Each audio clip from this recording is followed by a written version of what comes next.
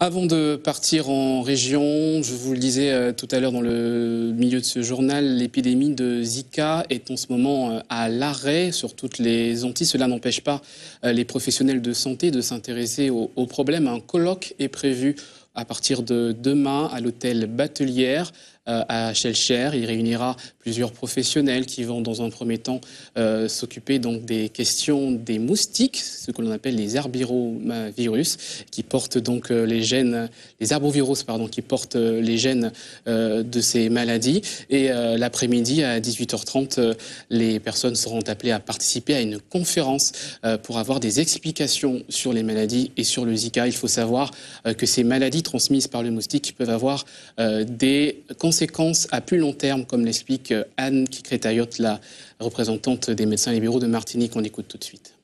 L'autre maladie transmise par les moustiques qui impacte la Martinique est le Zika. Vous n'êtes pas sans savoir que les femmes enceintes ont eu un suivi spécifique pour le Zika.